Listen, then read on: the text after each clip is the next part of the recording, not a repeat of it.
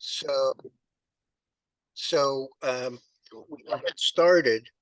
Um, I want to look at a very specific chart here because my feeling is that, um, you know, I'm in the small account, I am still negative for the year. And that just kills me because I've never had a negative year. In fact, last month was the first quarter I had ever had down. But currently, the options only account is down $8. Mm, Literally, a $10,000 account down $8 because of the silver trades that we made this week. We were down almost 4% going into the week. But at this time of the year, we get an awful lot of hedge fund guys who need performance. I mean, these are guys that, if they made 15 million last year, a million of it was salary and 14 was bonus. right. And so, $1 million is, nice to make, but not if you live at 15 million. And so this period of time tends to be a time where they try and play catch up. And my point being, um, futures markets are the most levered that they can play. And they don't have reporting problems. You buy 5% of a company, you have to report. And most of the hedgies tend to report just to show their participation, even if it's a 0.5%. So at this time of the year, we see some of the markets that have not performed or that have performed but have pulled back. Um, you see these hedge fund guys going into them. And one of them, which I'm fairly comfortable is going to be exactly one of those situations, is Bitcoin. Mm, It's I've been talking about it for a couple of weeks, and um, one second, let me just go to daily. Huh. Oh, I see why this is doing that. One second. Bitcoin futures. Okay. So I've been leaning on this for a while as a market that I love to keep an eye on. And I actually called the late September move, and I used exactly the same expression that I'm using now. 1 second, screen share. Got it? yeah. Okay. In here, all I could say was never sell a quiet market after a decline. And that's exactly what we had. I mean, you have to realize this really doesn't look like much of a move, but that's only because of the need to have um, the entire picture Hmm. on one page. This was 21,000 Yeah. and this was 3,000. So, um, you know, when you have a 75 or 82% decline, you really expect it to look more like this or this to the downside. But in point of fact, the way that this has kind of built itself here, and you know, when my attitude is when I have something that has absolutely no provable intrinsic value, the best way, and in fact, the only way to trade it is using the charts. And I look at this chart, and this has got to be one of your favorites, Dale, because of the continued confluence Hmm. of price, not only to technical analysis, but especially the fib levels. Hmm. So, we stopped here the first time. I mean, this is a weekly. We stopped here the first time, made a lower high, and then broke to the next fib level, spent 5 weeks there, and broke to the next fib level, and spent 2 months growing, you know, going sideways. And then this little peak that closed in the middle, and then we started straight back down again. So we had support here at 36,600, we'll call it, and the 50% level. It went right through that in a week and closed dead ass on Yeah. 61.8. And now, with more lower highs and lower lows, it is really, I think it's really trying to bottom here at 78.6, which corresponds to 18,175. And I think we've been through that exactly once, and only by about $800. So, I see this. I see the 5 week rolling to the upside, Mhm. coming near going through the 20 week. But I think it's even more impressive when I look at it on the daily, because I mean, this is 6 months, 5 months of sideways action. And I know it seems like a lot from 25,000 to 18,000. But when you consider that this went from 21 to 3 and then up to 70 and now back down to 17 or 18, I mean, this is one of those markets that um, if it breaks to the upside, those hedgies will be all over it because there's enough liquidity there. As I said before, they don't need to make reports on positions there, unless, of course, they go to a maximum allowable position, which the numbers of which are incredibly high. Yeah. I So, mean, for me, certainly the the characteristic of we'll just stay with Bitcoin, but the characteristic of Bitcoin when I started buying it in 2014 compared to what it is now, the characteristic is quite different. However, the technicals, that's where I learned, that's where I cut my teeth on Fibonacci analysis in 2016. And you're right. I mean, it's almost a very mechanical thing when it comes to crypto. And also the belief was at least in the crypto community is that if you don't like volatility, then maybe this isn't the place for you, because I think it was 2014 or 2015 we went up to 1,000, then we pulled back to 250. mm-hmm. So we you just see those kind of moves. So but again, the argument was there's no earnings behind it, Right. there's nothing behind it. It strictly trades on the technicals.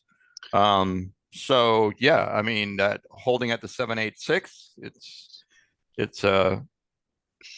I would agree. Impressive. Yeah, I'd just like to see a little bit of life come to the MACD.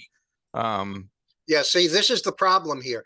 And it's yeah. the same problem in things like corn. I just did my comment on corn for tonight's letter. And literally, you had to go to a 4 month chart that looked just like this. You can, it just, you can't tell whether it's above or below, and it keeps vacillating in both directions.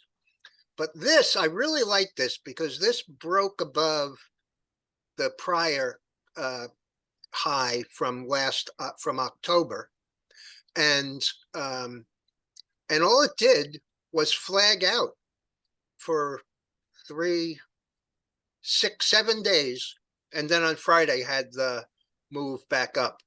Unfortunately, you can't, well, I guess the volume was pretty decent on Friday Yeah. compared to the rest of the week. And so, I find that kind of interesting. But again, you know, a quiet market after a decline. I mean, if you short it, maybe you make a little. And frankly, with this one, if you short it here at 20,000 and you cover it here at 18,000, you've still made a decent return on it. But what I think we may see is a trend where,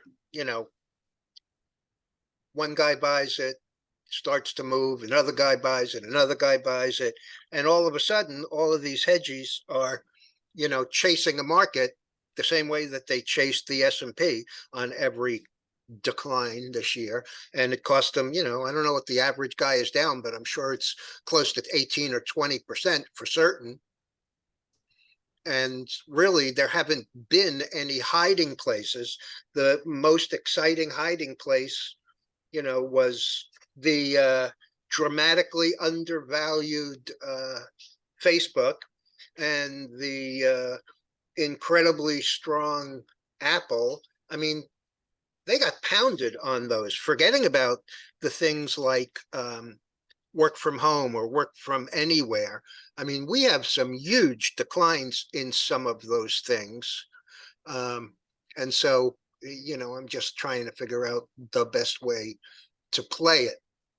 Another one that was kind of like this, let me go back. The move in the dollar also has a great deal of influence in a lot of markets, in the gold, in the silver, in the energy complex. But take a look. We traded this, and again, I apologize to anybody who got in and then got out too early, but I really didn't think it was going much through here. And it went, almost 3/4 of a dollar full. But when you look at this and you see just how tough this has been as a market to trade, you look at this, and here's your breakout from 2020, where we went from 18 to $30. Here's the support, all the way across. And of course, it became resistance after the break. And now we're consolidating again. But this is another one of those markets. There is a big short in some of these markets. And you have to remember that a lot of these guys who trade around it, like the JP Morgans of the world and Goldman Sachs, what you have there is a core position that they're constantly trading against. And for the most part, they're trading, they're selling this, they're buying, puts. I mean, everybody thought this was just done. And yet we get this nice move here. We haven't really broken out, which is, I think, great, because it gives me an opportunity in those metals. The other one that I just absolutely loved and has gotten away from us, or from me, copper. I mean, you don't need to see a whole lot more than that. I mean, it's probably going to pull back, but this 380 level is a level where if it does pull back, I'm going to start to, well, I've already started to look at the things like Alcoa, Rio Tinto. The last time we were doing something here, I traded Southern Copper, SCCO. I mean, there are what do you call it? FCX Yeah. also. I mean, those really haven't moved. Yes, Alcoa was up $2 on almost $3 on Friday, up 7%. I think Alcoa probably moved. There was some news that came out that some major aluminum manufacturer, I don't know if it was out of China, they're going offline or something. Yeah, yeah. But Alcoa is down from 98 to 42. So up $2 or $3 doesn't really scare me. Right. But if it, I think if we get that opportunity, that's something that, we really ought to look at also. John, Jason, any questions? Observations, anything. Sorry, I came in late. Not a I problem. just caught the yeah, I just caught the tail end of the Bitcoin thing. What was the overall? We think Bitcoin's going to go, or just I think, checking this out? my attitude is, and this is technically oriented, I've used it before. You never sell a quiet market after a decline. The last time I said that in Bitcoin, it was $3,000 or $4,000 on its way higher. But well, just go back to it for a second.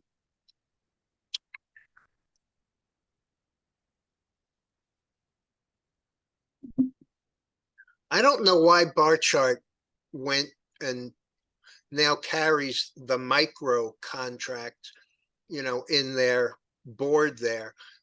But there's not enough history on it. So I just go to the regular contract. This is the November. But you see how quiet we've gotten and how we've bounced off this 78.6% Fibonacci retracement. And we've gotten, for this market, this is really quiet. I mean, yeah, this day it had a $2,800 range in it. But,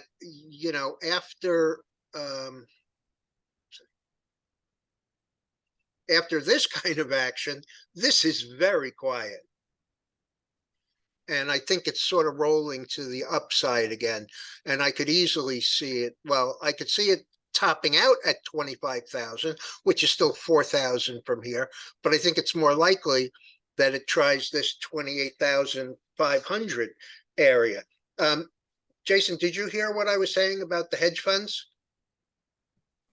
No, I think it must have been before I Okay, got in. so this is a time of the year when a lot of the hedge funds try and make up for the poor year that they've had. I mean, most of them are down 18 to 20, 22%. And so what they do is they find their way into some of these futures because unless they're going at position limits, which is unlikely, there's no reporting mechanism. They don't have to report.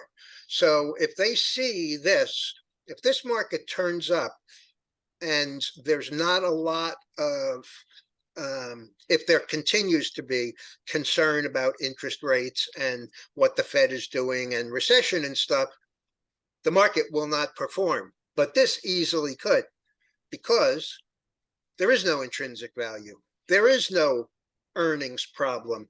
There is no, Hershey's raising prices and making their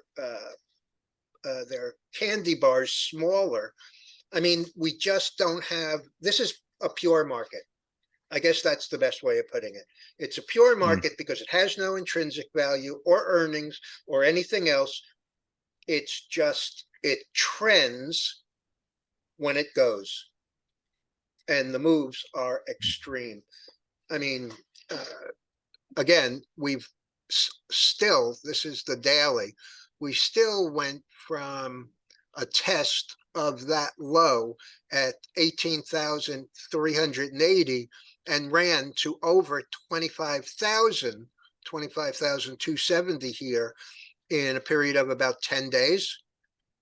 And really, there was nothing going on then, So I think that this market is a candidate for that.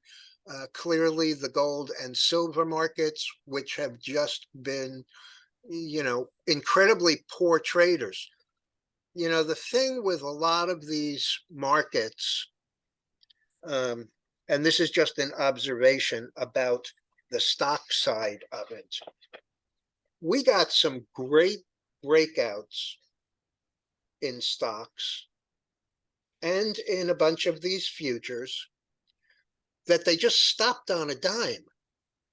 I mean, you see a breakout in some of these stocks, and there are a lot of guys who do nothing but buy the breakouts.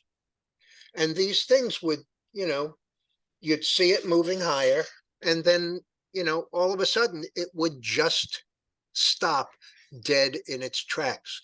I'm not going to go to a stock chart because there are so many of them, but I'll show you this. Gold is another excellent example. I mean, the thing breaks out to new all-time highs and stops dead. I mean, it gets up to 2078 and immediately reverses down to under 20 and further to 1900 in a week and a half, or I'll be generous, I'll say 2 weeks. And so when there's not that kind of momentum, the people who trade breakouts and pay for direction just get pounded. But I think this one looks like, it's been in a great channel. This, let me see what level this is. Okay, this level is 78.6, just like it was in the Bitcoin. And it made a slightly lower low. I mean, these lows were 1622, 1621 and change. And then this week, 1618. So a minor little low, newer low. And it turned up and it closed on the high. Now, if it stops dead again, and I think that most of this move on Friday was more dollar related because the dollar was pounded down almost 2% on Friday. If the dollar gains a little bit of strength, if we get back to 1700 and it doesn't go through, we're headed right back down to, through that 78.6 and to the bottom of the channel. I'd really like to see it move higher, but, like I traded the silver Thursday to Friday, these are great buying areas only because you can use a hard stop. And so, as I said before you got on, I didn't think we were going much through here. So at 20 and a quarter, that close, I was a seller at 205 and 210 on 92-cent calls that we owned that closed at $3 as it just continued higher. But this, again, will be a question of, have we done enough work down here? And this actually forms an interesting little pattern that I've seen a lot of. And it's sort of a diamond. I mean, if you drew a trend line here, up, and there, down, and then from the top down and from the bottom up, you get this sort of triangle. And we got the 5-day through the 20-day to the upside. But if it stops right here, it's probably going back to $17. And this is actually a pretty interesting place for it to stop. It's the 38.2% Fib retracement. It's a round number, $21. And, it's pretty tight from 22.5 to 21 as an area of supply. So, this is a wait and see. I was disappointed that I sold it too early, only for the day. But when I look at this chart, I would have sold it at the end of the day, and we would have made 200% instead of 100%. So I've already beaten myself up about it. I like Anything the that idea. you want to look at in particular? But I like the idea of the funds. They've got to get theirs. They haven't gotten theirs all year long, Right. and And I they like won't the go idea. into the S&Ps because the S&Ps what gave them trouble. Yeah, everyone's scared of it. I like the idea of the Fed just did their thing, so now it's time to play. That's Right. that's proven true quite a bit. So yeah, I'm very interested in this. My I guess my worry going forward would be the CPI. Yeah. Could just put it could rain down on any parade that they're having, right? Yeah. Other than that, though, I mean, I don't know if you guys saw that post that I pulled off the Maverick of Wall Street. Very interested in what he's pointing out, and I think you guys are too. Um, that's a little graphic that says, the up and down on the dollar is positive or negative towards metals, Right. BTC. It's very, you know what I mean? You guys are coming together on this thing, I Yeah. think. And it's showing itself, which is really interesting. Yeah. Yeah, this week, I think for sure after the Fed, I started seeing a lot of articles on both sides of the opinion on where where the dollar goes now. Some people saying that, the Fed's basically shown their hand. We know what they're going to do.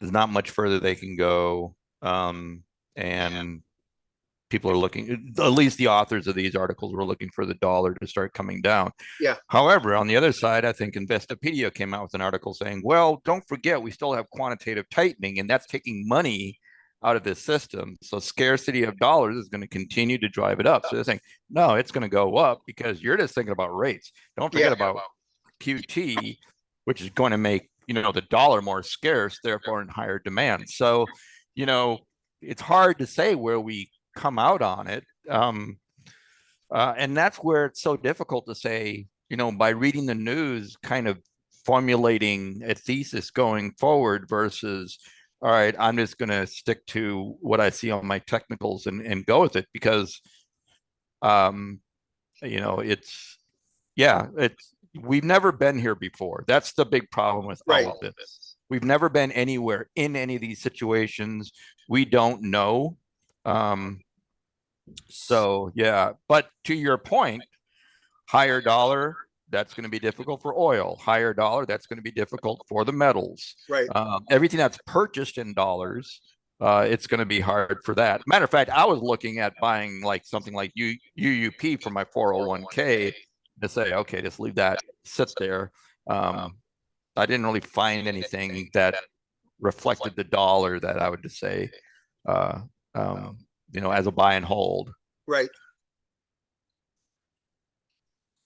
And this is the dollar, and you know, it's been pretty much straight up. But here again, there's the high, lower highs, lower high. I mean, if it comes down out of here, it could easily be 108. I just don't know if that's enough. And if our It, rates continue up here, then it's going to be a problem. Um, the other issue is not with rates is the 210 has really taken off. I yeah. mean, for a couple of weeks there, it looked like it was coming in, intraday down to negative 25, and then all of a sudden it was back up to negative 33. And, I think it closed at, well, let's see, 466 to 417. So it's hanging right up there about 50. During the week, it was actually 60 a couple of times. And, as long as rates keep moving, that's very supportive Yeah. of the dollar. So by looking at the chart, what are the things that what are the only things that we can really say about the dollar? Number one is it got extended from, I'm assuming your blue is 20 or 21. Yeah, the purple is 5, 20, 50. Okay. Red is 100. Green is 200. Right. So we're in a situation where all the moving averages are tracking, right? They're moving higher. Right. It did get pretty extended from the 21 or the 20, if we want to call that the mean. Right. And until it has to be treated as a mean reversion until it proves otherwise. Right. So it could simply pull back to that 20. And I'm assuming it's, what are you, an EMA or a simple? Simple. A simple. Okay. So it could pull back to Like the me. simple. Yeah, there you go. And then take off again. So, and plus that MACD isn't giving us much help. No, again, just like the other one that's like this, besides the Bitcoin, I'll show you.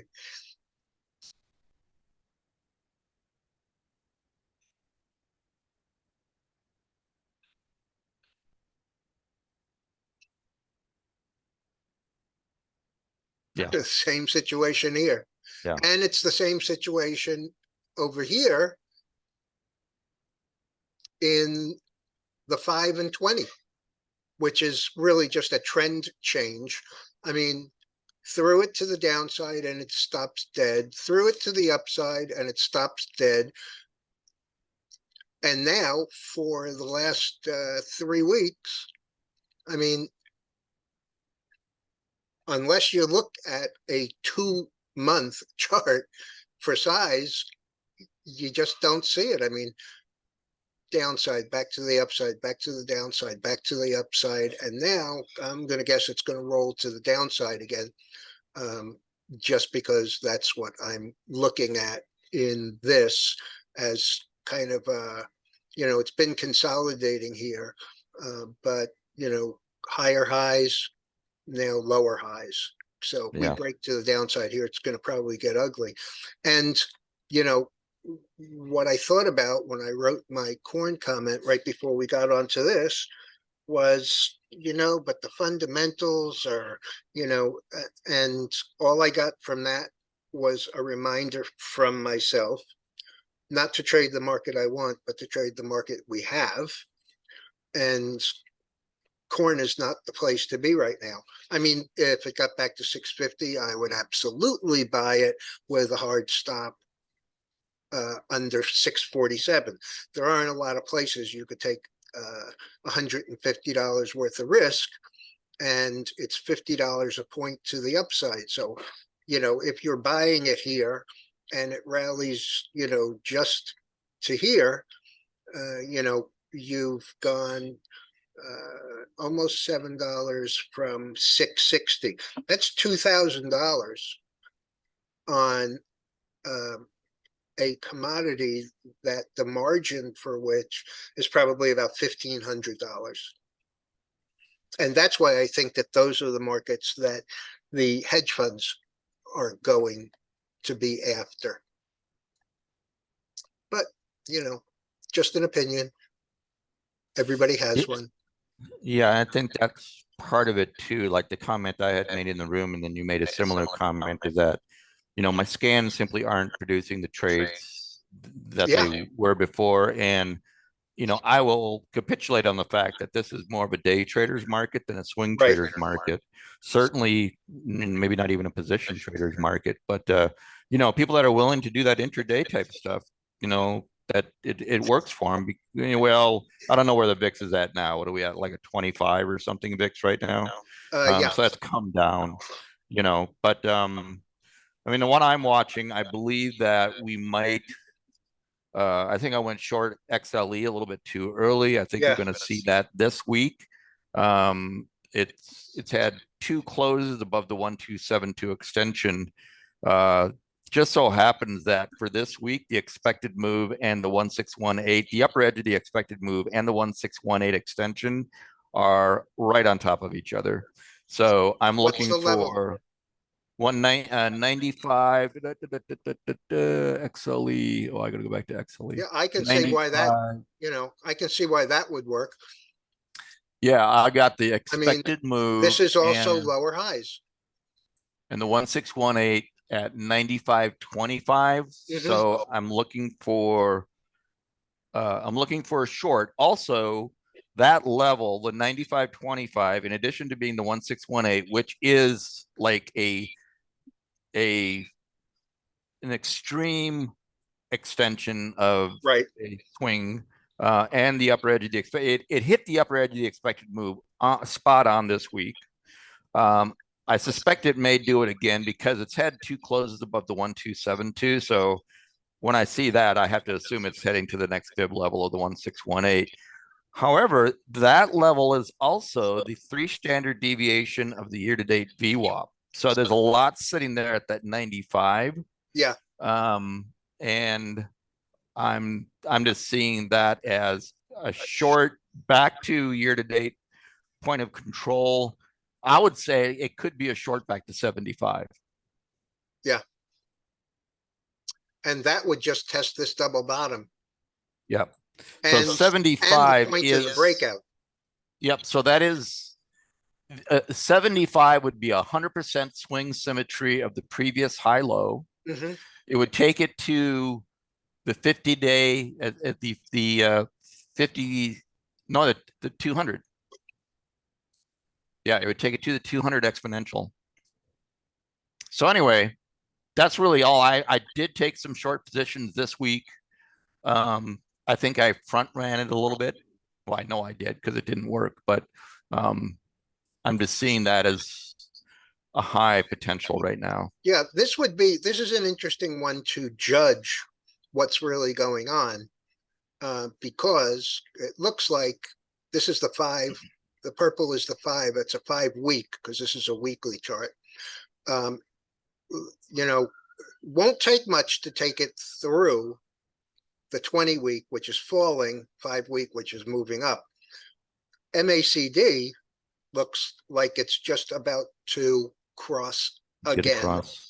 And so, but, this $100 area is tough. And when you look at the risk reward for the trade you just mentioned, Dale, you have relative to the oil, you have $15 or $17 of potential to the downside, and less than half that into that supply. So that's, it's 2 to 1. 2 to 1 usually isn't enough for me, but I've seen it be plenty profitable.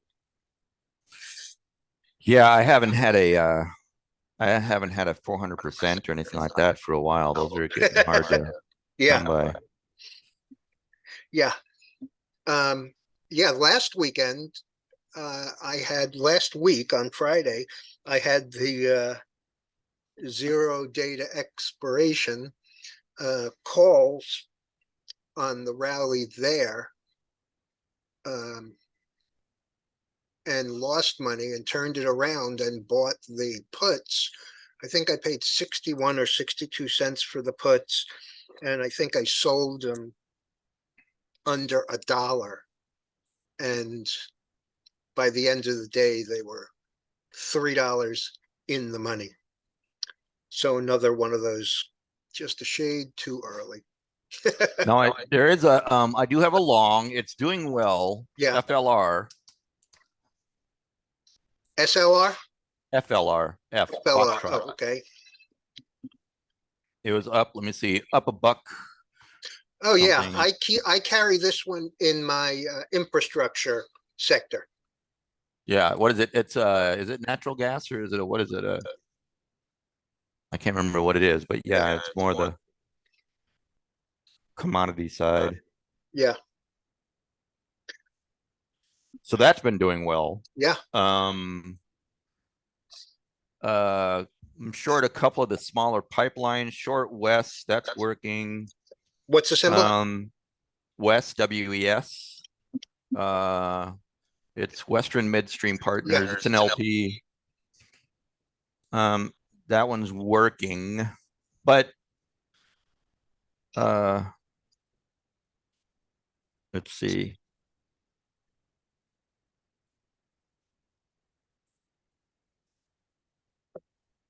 What I Yeah. thought was interesting this week was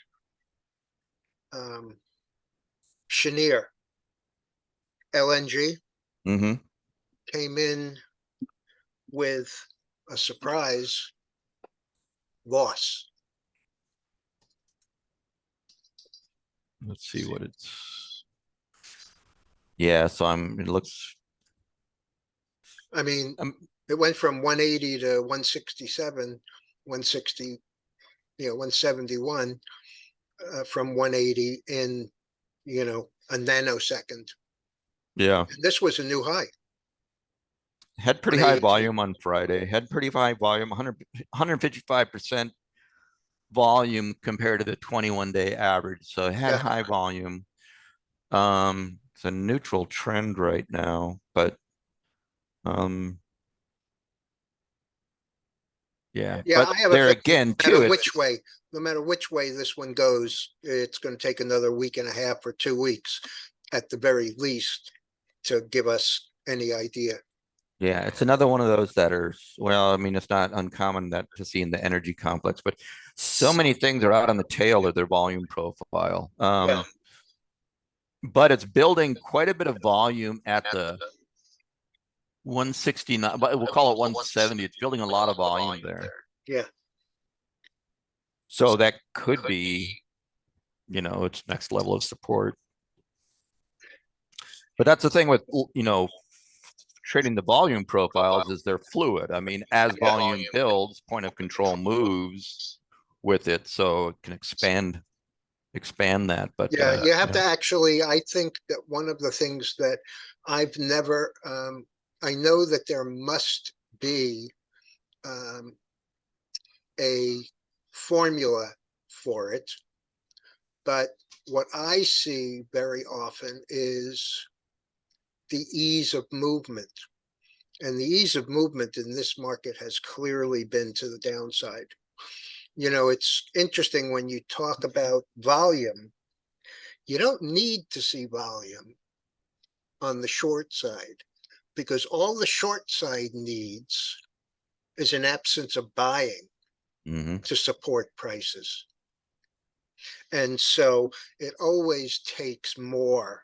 That's why I always mention the market internals in the closing comment video every day because, the adage is volume precedes price. And so, as the volume shrinks in this market, if you get an absence of buyers, the sellers just crush these things. Yeah. And, Well, then you know, there's also the programmatic side, right? Where you can just apply the simple rule saying if it's under the 200 daily right. programmatic, I mean, the programmatic buyers and sellers, they're going to say, well, I got to be a seller. We're below the 200, or if we're above, I got to be a buyer. There's just simple rules. Yeah. Um, Now I use both the VWAP and the 200 and put those together. So if price is above those, I should only be looking for long positions. But those are few and far between now too. Finding something that's above the 200 and the year-to-date VWAP. Yeah. All right. Well, unless anybody has any specific questions of stuff, I'm going to call it a day and go out with my lovely wife and son for a late lunch, early dinner. Good. Anything, You guys, Jason? you guys were saying you're having a hard time finding trades, and I've seen some other guys posting about it too. And I'm still printing money shorting TMF. You guys know that, right? Yeah. I mean, it's the easiest trade I've ever seen. What is it? Shorting TMF, Oh, yeah. puts Yeah. on TMF. I mean, it's the Fed tells you what they're gonna do, so sometimes you have to like get out and wait and see which direction it's gonna head. The reason why I'm pointing it out is, there's another side of that thing coming. When they finally stop selling these bonds off or whatever, and all that billions and trillions of dollars that have been sitting on the sidelines wants to come in and buy bonds, Yeah, the calls on TMF are going to be insane. yeah, And again, easy because once the Fed stops cranking the interest rates up, everyone's going to get in. right. I don't know. I mean, it's just free money as far as I'm concerned. It's directional trading, if you will, Yeah, if that's the thing. I'm just watching the yields. If the yields go up, then my puts are working, right? yeah. And they sure were up this week. And the biggest move was in the short end. The 2-year was up 20 basis points, whereas the 30-year, which should be substantially higher than that, was only 427, up 12. So, that spread is continuing to widen. And no, that's a great trade, Jason. The thing I had a question about on this, I guess, is I'm in puts. TMF is running out of money. I assume it's going to do a reverse split because of what it is. Yeah, that won't matter. You always see that in the doubles and the triples, because it's what I call the leakage. It's, if you start at 100 and you're 3 times and it goes up 1%, then yours goes up 3%. But if it turns around and does exactly the opposite tomorrow and it's basically unchanged, it's costing you 3%, but from a higher level. And so that continuously happens. And it doesn't matter whether it's stocks, futures, bonds, anything, those continuously have to be split, reversed, so that you can see what's actually going on there. And the one that uh, the one that I really like that I've traded is the YANG, which is the Chinese market, like the FXI. Oh, yeah. And what I wanted it to be a core position, because I'm really negative on China. The problem, of course, is that when you get that kind of leakage there, you have to be able to do something about it. And that's actually why I started writing against it every single time. First of all, it's super volatile. And, I was in it at $16. We lost those at $28, and I'm looking to be a buyer again. And we're back to 24.70. But the point was, I wasn't actually writing it because I wanted the income from it. I wanted the protection from the leakage. And they were so expensive. I think that the ones that we just lost, the 23s or 24s, I think I sold those at around 2.25 with a week and a half to go. And we were trading down here at, 22. So 22, and I'm getting $2.30 for something that's still $2 out of the money. That's pretty damn rich, especially when you know that the bent is always to the downside on leveraged ETFs. So what is TMF? That a 2 or 3x? What's the leverage on that? It's 3. It's 3. It's a 3. So the only thing I've noticed is whether any of the leverage, a 2x or the 3x. Have you had anything split on you while it was in your portfolio? That's my questions. Like, what's going to happen to me? Nothing. Is there anything Yeah, nothing's going to consider? happen. Not Nothing's going to happen to you, but your P&L is going to look really messy. right. Well, it's all I'm only doing options. Right. Your If I P&L will look, yeah. So when if it I does trade a split, shares, do TTT.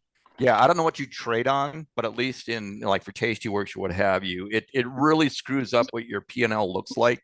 Right. So just be aware of that. It's not a negative. It's not a positive or negative. It's just be aware that if you do get a split while you're holding it, it's going to screw up your the Okay. way your P&L is calculated, at least. But yeah. Now, to your point, I mean, I am net short. I'm carrying negative 22 delta. So certainly not just looking for those long opportunities, but I am carrying negative delta. But now almost it seems like being long is almost contrarian. So but no, I'm just looking for I have a very difficult time chasing something when I'm not good as a trend trader. Yeah. So I don't, if something's already in trend, I have a difficult time trading it. Where I'm looking for that turn. I like to try and identify the Well, turn. that's why I'm pointing it out. I know at this Yes. point, like, some people would be like, "Well, how far can it go?" I'm looking at Well, things it like can go infinitely because they keep on repricing it. yeah. And they could just Jason, do keep you see this raising. chart? Yeah, UCO. Okay, this is just the 2 times the UCO. And since it's been around from 2011, 1 for 4, 1 for 5, 1 for 2, 1 for 25, and 4 for 1. So, I mean, it has nothing to do whatsoever with what's actually going on in the underlying. It only has to do with the leakage and people who go in it and, get stuck with it. Yeah. Are you just doing weeklies or what are you doing? Um, I've got $9 strike puts for February 17th, 2023. Right. Oh, really? So you're really holding them far out. Yeah. Well, I'm using time and in the money to protect myself from problems. Essentially, Right. I know I could make more playing out of the money because this whole time it's been sort of a guarantee, in my opinion, with the Fed saying what they're going to do and then doing what they're Yeah. saying The perfectly. only problem Yeah. with TMF that I've noticed is the fact that it doesn't line up with the futures. There is no 20-year futures. There's a 10-year and there's a 30-year, and then everything below it on the short end. So it just doesn't line up exactly. Yeah, I mean, I'm just using the 20-year yield chart, and basically, when it comes, we got this channel, this selling channel. When it comes down to the bottom, I call that an entry window, and when it goes up to the top, that's an exit window. And I've done that a couple times, going in and out and Yeah. taking even more profit that way. Yeah. But mostly, I mean, if you look at it, you could just buy a long-term put and just hold on to it in the money, Yeah. and it's just massive. I mean, the way I've been actually making money is the number of puts, like hundreds of puts, right? And then being long duration and being in the money so that I'm not really risking all that much if there's a turn. But and what you know, uh, Mr. Fib was saying, it's maybe late in the game. People don't feel like they're gonna. All I'm trying to point out is, my God, when this thing turns and calls are the way to go, and there's a buying channel, Yeah. like, it is going to be amazing. Well, it's one of the great trending markets. You see, I mean, the bull market that we were into until we topped out in interest rates in the long bond was 1981, and the price was 55. And then, the high on the treasuries was, I can't remember, 170, 180. I mean, it's a market that, really, really trends. I mean, my recollection is, wherever it got up to, about 160, 170 in that area. The only issue that you have, Jason, with being in the money is that your risk is dollar for dollar when it goes against you because you're in the money. Yeah, you can get turned. Right. You can get the turn can hurt, and I'm trying to avoid the turn. Yeah. But I also see, like, there's things that you can look at where the 20-year is always around 2% off of the mortgage rate. Well, the Right. mortgage rate right now is 7%. Mhm. They're talking about 8%, right?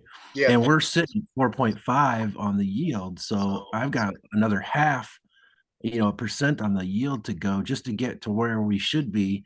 And then I'm also watching the fact that, the yield curve's inverted. It's Yeah. got to fix itself.